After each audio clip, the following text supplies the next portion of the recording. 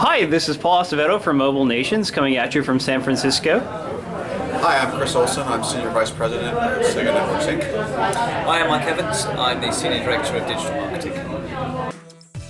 Chris, can you tell me a little about your history at Sega? Sure, it's been a long and storied history. I started with the launch of the Dreamcast back in 1999, believe it or not.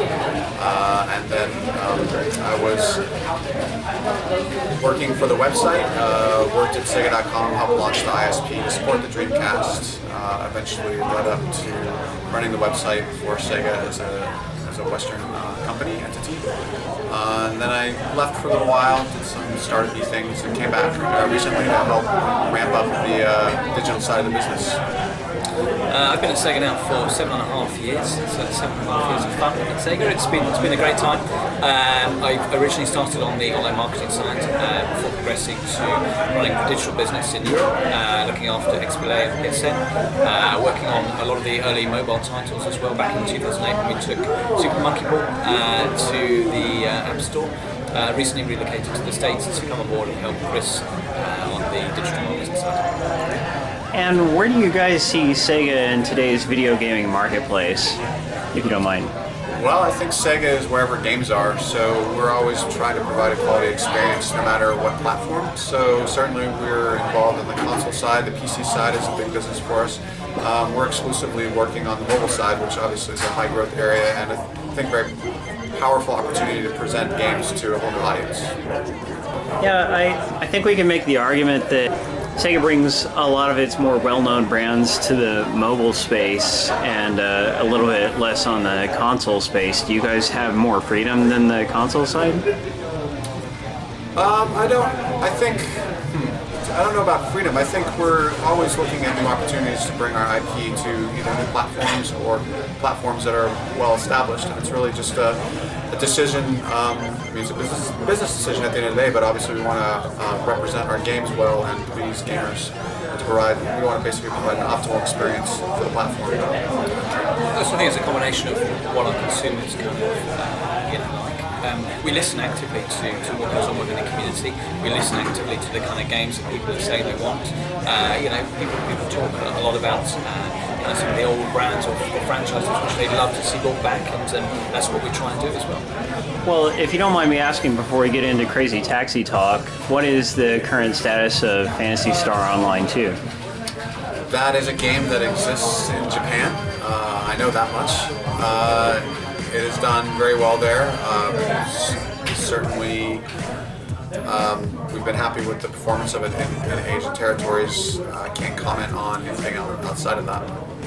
What inspired you guys to bring Crazy Taxi to mobile again at this point in time? Well, when we brought the port of the original over to smartphones and tablets, it was very well received, and that had the virtual joystick. And we were able to create a pretty compelling experience with that. We figured, why not bring something that's made from the ground up for those devices and bring that IP to a whole new audience, basically. So I think we've created something that appeals to both the fans of the series and people who may have heard of Crazy Taxi but maybe never played it before. And how did you select the actual UK development team? So we've got a couple of studios that we work with who focus just on mobile. The guys have done a fantastic job with Sonic Dash. This kind of naturally aligned to kind of their skill set. Well, can you tell me about what changes you've made to the game in order to adapt it to mobile audiences? Well, I think the first thing you'll notice is kind of the interface. It's a gesture-based interface. Obviously, you're swiping to move lanes. I think spiritually, it's very much the same game. It's got an attitude, it's got a wit about it. It's very stylized and very similar homage almost to the original. So I think mostly it's the interface that's changed the most in terms of the control interface. But it's still got a lot of spirit. We've been very careful to make sure that it stays in line with the original vision of what Crazy Taxi actually is. So Kamasan, the original developers, were very, very close with the team over in the UK who are making this, who worked on Sonic Dash as well, to make sure that it's still got all the elements, it's still got all the depth, it's still crazy, it's still fun, it's still arcade based. So Can you give me some examples of the crazy taxi attitude that we can find in the new Crazy Taxi game? Sure. So I think some of the missions are just kind of irreverent. So there's a mission where you're supposed to pick up a business guy and take him to the office, and then midway in the mission he decides, screw it, I want to just take off my clothes and go run in the park. So you kind of change midterm and drop him off to the park, and he goes skipping off, not nude, but not clothed in business attire. The other one which we've added as well for this particular game is a tank mission. So quite often for Crazy Taxi, one of the fun things is you're speeding around the kind of different corners, you're colliding with a lot of the cars. And so what we thought was, why not put somebody into a tank and make it the mission to try and run over and hit as many obstacles as they can and kind of tally up a series of points off the back of that. So I think that's pretty out there. That's cool, and I guess in the Crazy Taxi games you can't actually run over people, can you? No, they jump out of the way just at the last minute. Is there anything from the sequels, Crazy Taxi 2 and 3, that we would find in this new game? Nothing from a gameplay mechanic. I think they experimented with some other ways of moving the car around. It's not to say we might not introduce them in the future, but I think it's pretty core. It's pretty true to the original game. That's a key point. I mean, when this game goes out, we're going to be adding supporting content all the way through. So I'd say watch this space, keep playing the game, keep watching it, keep speaking to us, and who knows, you might see something in it. And the original Crazy Taxi had some really good licensed punk music. Can you tell me anything about the music for this new one? Sure. We are going to. We'll have a soundtrack. It's not going to be the original soundtrack, but you can expect the same kind of pop punk type, I guess, stylings or soundtrack. Additionally, you will be able to supply your own music soundtrack. So if you want to, you can feed your own iTunes playlist in there. The social features are a big thing on mobile. Does this new game have any kind of social features worked in? Absolutely. I think the mobile smartphones are very social type devices, and it makes a lot of sense to integrate it to whatever extent possible. I think you'll see some pretty unique features that we've added. The friend map is probably the primary one. So as you're driving around, as you're looking at the world map, you get these missions that are icons of your friends' Facebook profile, so you can pick them up and take them on missions. So just imagine, we're driving along, I'm linked to Chris here on Facebook, and so one of the missions is going to be for me to pick him up. He needs a haircut, we're going to take him along, go to the barber's, he's going to get a fantastic haircut, drop him off, I'm going to learn some credits which I can use within the game. How many different areas are we going to see in this game? There's 4 different maps, which are fairly extensive in their size and scope. So that's for the launch, and then you'll work through missions to unlock each one of those. And then, as Mike said, we'll be updating with content, so you can expect to see more content out there. The game has a pretty much an open world feel in that kind of sense, and as you progress through the different worlds and different missions, you'll go back to some of the early missions sometimes as well, and you'll find different routes through. So it's kind of very kind of expansive in that kind of sense.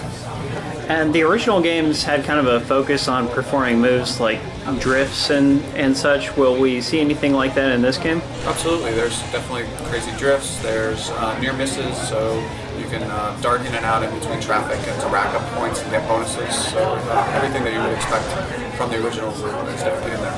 We've also introduced you've got U-turns as well, and there's a mechanic for a user to, when you reach the area where you're trying to stop, your goal in essence, there's a mechanic there for you to do basically a kind of fast stop, and the faster you stop again, the more you get rewarded. So there's some definite kind of things that the dev team thought about how we kind of really try to add our plus ones and how we try to make the most of this IP on mobile.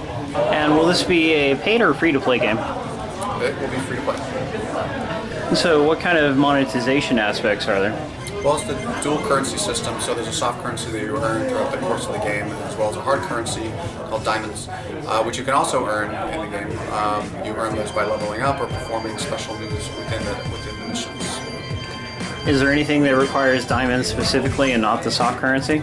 There will be power or upgrades for your car and cosmetics that will be available with diamonds only. But again, you can earn those through the course of gameplay. And what can you tell me about the car upgrades? The upgrades, there's basically 2 different passes. The cosmetic, where you can kind of trick out your car in different paint schemes. You can add an alien to your alien UFO to your hood, bullhorns, all sorts of stuff that basically kind of makes the ride your own, customize it. And then there's upgrades that increase the performance of the car. So you can upgrade your tires, you can upgrade your exhaust system, your your I guess Your engine, your engine, and then I guess the struts basically that makes it more structurally secure. So, a lot of upgrade opportunities, both from a cosmetic and a functional standpoint. And Sega has a uniquely rich history. Will there be any Sega-specific cosmetic upgrades for the cars? I would say wait and see. I would be surprised if there weren't. When can we expect Crazy Taxi City Rush to launch on mobile? Well, we'll be soft launching in the middle of March, so look out for it then in the specific territories, with the wider launch soon thereafter. So sometime in the spring to early summer. We basically want to make sure that when we go into soft launch, everything is perfect, that the quality is exactly as it should be. So over a period of time, we're going to kind of tweak that until we get into a place where we're absolutely happy with it. When we're happy with it, then we'll go to launch. Great, thank you both very much. No problem. Thank you.